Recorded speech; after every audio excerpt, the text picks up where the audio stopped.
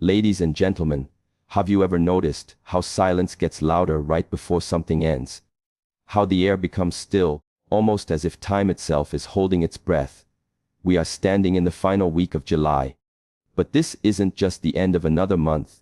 The end of July symbolizes a turning point because it arrives quietly, yet holds within it a silent storm of transformation. Most people see July as just another page in the calendar, but for the disciplined mind, it carries a deeper meaning.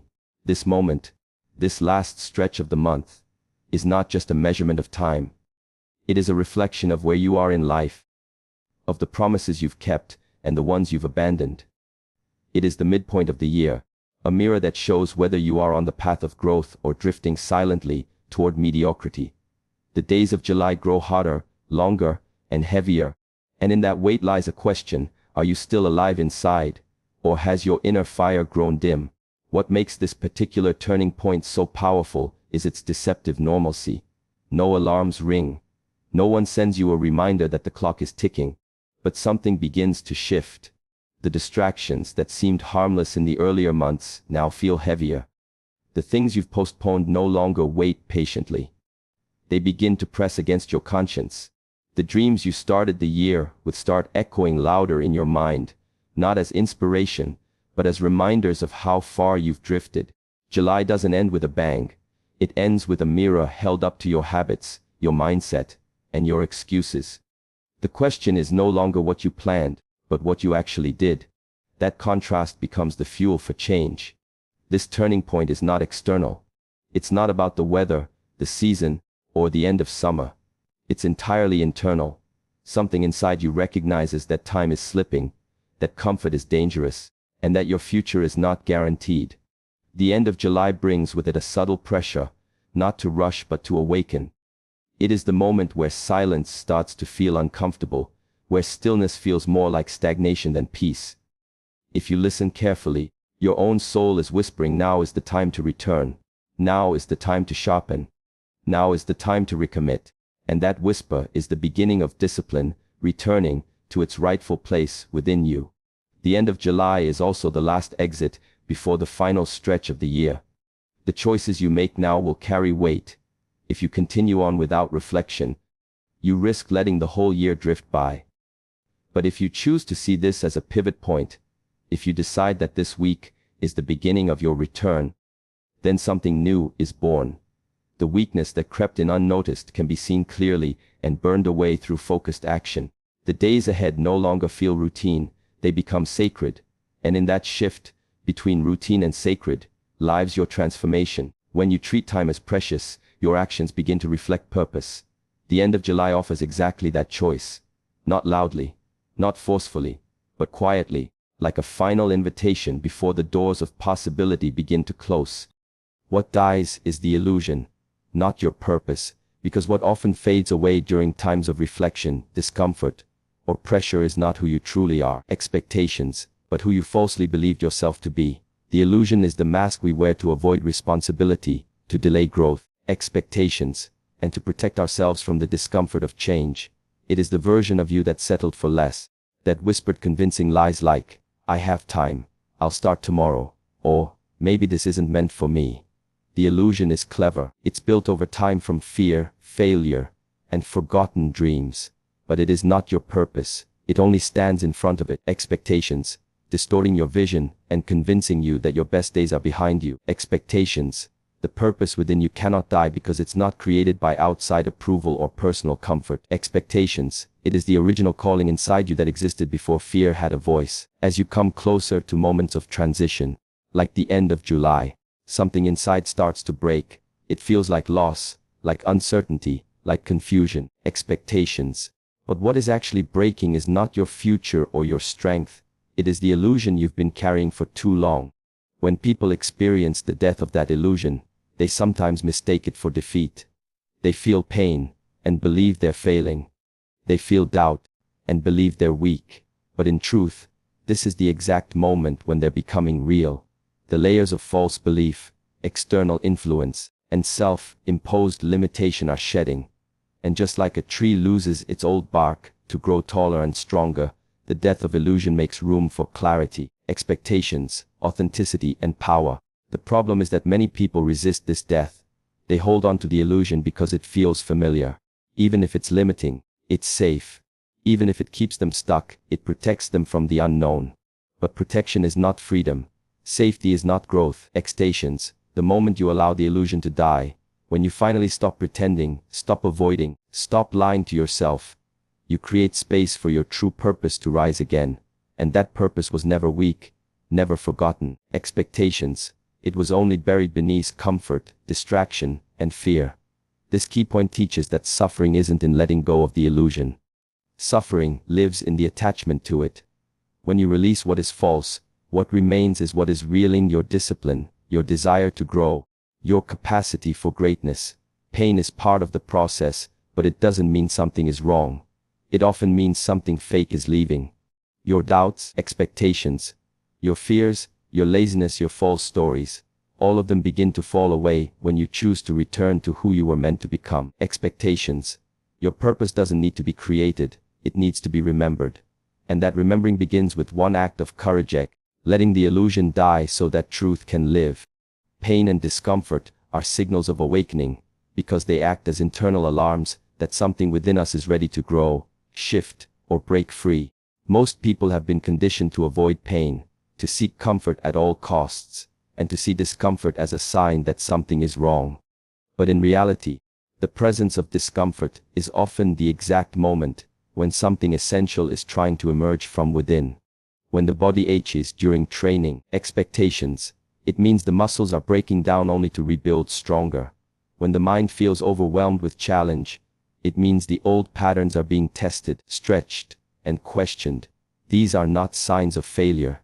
They are the early whispers of change, the birth pains of a more aware, more disciplined version of you. The problem is not the pain itself, but how we interpret it. Most people see discomfort as an enemy. They try to numb it, ignore it, or run from it. But the wiser approach is to turn toward it and ask, expectations, what are you trying to teach me? Pain shows up when something is out of alignment, when you're staying too long in what no longer serves you, expectations, or when you're resisting a necessary transformation. It's not there to punish you but to wake you up. When life becomes too easy, we slip into sleep. We forget our purpose, our edge, our drive. Discomfort, then, becomes a sacred reminder that you are still alive, still evolving, and still capable of more. In moments of pain, there is an invitation. It invites you to pause, to listen, and to reflect. Expectations. Discomfort is a mirror that shows you where your limits are and whether you're willing to push past them. It's in those moments, when you're mentally tired, emotionally stretched, or physically drained, that your true character is revealed. These moments are raw, honest, and pure.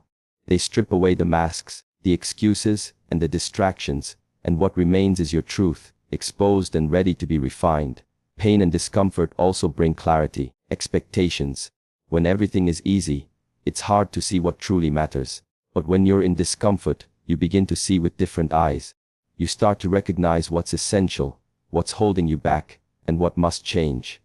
These signals, if welcomed instead of avoided, can lead to the most powerful breakthroughs of your life. Growth doesn't happen in the comfort zone. It happens in the fire, where your fears are challenged, your habits are tested, and your mind is sharpened. If you feel pain, it doesn't mean you're broken. It means you're on the edge of something significant. It means your soul is asking you to rise. The discomfort is not the end. It is the beginning of a deeper, wiser, more powerful self-awakening from within. Embrace the discomfort, not with resistance, but with reverence. Because it's not here to stop you. It's here to show you exactly where you need to go. Expectations. Reflection is the weapon against self-destruction, because it allows you to step outside of the chaos of your life and see it with clarity. Expectations. In a world that moves fast and constantly demands your attention, it becomes dangerously easy to lose connection with yourself. You start operating on autopilot, repeating the same patterns, responding with the same emotions, making the same excuses, without even realizing it. Expectations. You slowly begin to sabotage your own potential. You drift from your values. You shrink in the face of fear. You lie to yourself about how much time you have. Expectations. And this silent erosion of your inner foundation is what leads to self-destruction. It's not the loud expectations dramatic failures that ruin most people. It's the quiet, unnoticed habits they refuse to examine. Reflection interrupts that. Expectations. It is the discipline of stopping long enough to question your thoughts, your actions, and your direction. When you take time to reflect, expectations, you expose the gap between who you are and who you say you want to be. You begin to see clearly the patterns that are keeping you stuck. You can no longer hide behind excuses when the mirror is right in front of you. That honesty might hurt, but it is necessary. Expectations, because what you are not willing to face will continue to control you.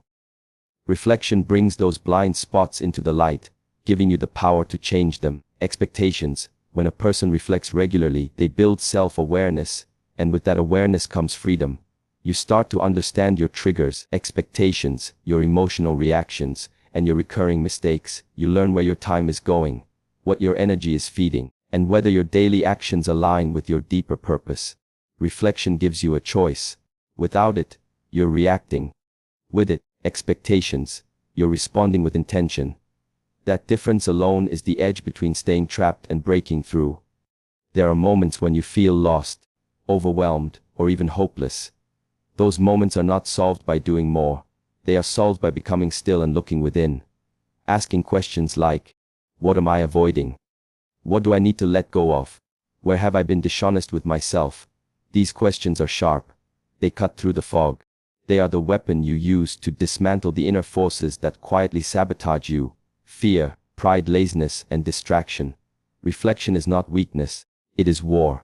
A silent, powerful form of war against everything false within you.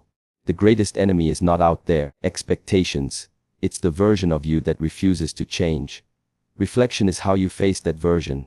It's how you destroy what no longer serves you, expectations. And in that destruction you rebuild with intention. Every time you reflect, you sharpen your awareness. And awareness is power.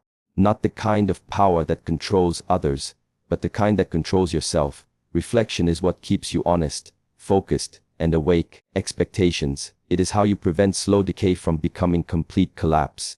It is how you win the invisible battle within. You still have time, but not forever, and that distinction carries both a gift and a warning. Many people live as though time is infinite, as though the days ahead are promised and the future is guaranteed. This illusion leads to delay, procrastination, and avoidance. Expectations. It convinces you that there's no rush to change, no urgency to act, and no reason to confront your weaknesses today. But life does not operate on your timeline. The clock is moving whether you move or not. Every sunrise is a silent reminder that another day has passed, and with it, an opportunity has either been used or wasted. The truth is that you still have time to change your direction, to correct your mistakes, expectations, to rise from failure, to take action on your dreams. But that window won't stay open forever. Expectations. The danger is in believing that tomorrow will offer better conditions, more motivation, or greater clarity. It won't. Tomorrow will only reflect what you did today. The longer you wait, the heavier the burden becomes. The regret grows. The self-doubt deepens. And one day, expectations. You might wake up and realize that the things you thought you had time for have slipped through your fingers. Time is not your enemy, but it is a strict teacher. It will reward your discipline and punish your hesitation. Expectations. The pain of discipline today is far lighter than the pain of regret tomorrow. There is a fire inside of you that still burns. Expectations. Even if it's only a spark right now. That spark is your reminder that not all is lost. You can still shift the course of your life. Expectations. You can still become who you were meant to be. You can still reclaim your focus, rebuild your character, and realign with your purpose. But doing so requires movement now, not later. The excuse of, I'm not ready, is just another disguise for fear. Readiness comes through action, not delay. You are not waiting on life. Life is waiting on you. The most dangerous lie is the one that tells you there's plenty of time left. That lie breeds comfort, and comfort breeds weakness. But once you understand the fragility of time, urgency becomes a source of strength. Expectations. You stop wasting energy on things that don't matter. You stop allowing distractions to dominate your attention. Expectations. You start treating each day as if it counts because it does. The shift happens the moment you realize that time is your most valuable resource. And it is also the one you have the least control over. You cannot slow it down, pause it, or earn more of it. but you can choose how to use what remains. Expectations that choice is your power. No matter what mistakes you've made, what goals you've abandoned, or how far you've drifted, the opportunity to rise is still available to you, but not forever. This truth should not create fear. It should ignite clarity. You are not too late, expectations, but you are not early either. You are exactly where you need to be to begin again. The real battle is internal, because everything you face in the external world, your challenges, your distractions, your failures, is ultimately shaped by what's happening within your own mind. You can change jobs, move to a different city, cut people out of your life, or chase 100 new opportunities, but if your inner world remains chaotic, undisciplined, or broken, nothing will truly change. The greatest enemy you will ever face is not outside of you. It's the version of yourself that refuses to grow, that clings to old patterns, and that whispers doubt every time you try to rise. This inner opponent is not loud, it is subtle. It speaks through procrastination, excuses, hesitation, and fear. It tells you to wait when you should move, to shrink when you should stand tall, and to give up when you are one step away from a breakthrough. This internal battle is invisible to others. No one sees it, no one applauds you for fighting it, and no one will save you from it. But it is there every day. It's present when you wake up and choose between staying comfortable or chasing your purpose. It's there when you're tempted to numb your pain instead of facing it. It shows up when you're on the edge of a decision that could change your life, and your fear tells you to play it safe. This is the arena where the real war is waged. Not in public, but in the quiet moments where no one is watching. Your ability to win this war defines everything else in your life. Victory in this internal battle doesn't come from brute force, but from awareness. You must become the observer of your own thoughts. You must learn to recognize when your mind is pulling you toward weakness, laziness, or distraction. And once you see it, you must challenge it. You must respond not with emotion, but with intention. This is not about perfection. It's about persistence. It's about returning to your focus every time you drift. It's about choosing what's right over what's easy, again and again, until that choice becomes your new nature. The real battle is also about self-honesty. You cannot change what you refuse to admit. You cannot grow from what you avoid. And you cannot win a war if you're too afraid to even acknowledge the battlefield. When you begin to confront your inner chaos, your fears, and your lies, you stop being a victim of your circumstances. You become a creator of your destiny. No more blaming the world. No more waiting for someone to fix your life. You take ownership, not just of your actions, but of your mindset, your energy, and your presence. The internal battle is not won in one day. It is won every morning when you choose discipline over comfort. It is won every night when you review your actions with honesty. It is won every moment you resist the temptation to betray your own potential. And as you continue to fight this quiet, invisible war, you begin to feel something shifting. You become stronger, clearer, and more aligned with who you were always meant to be.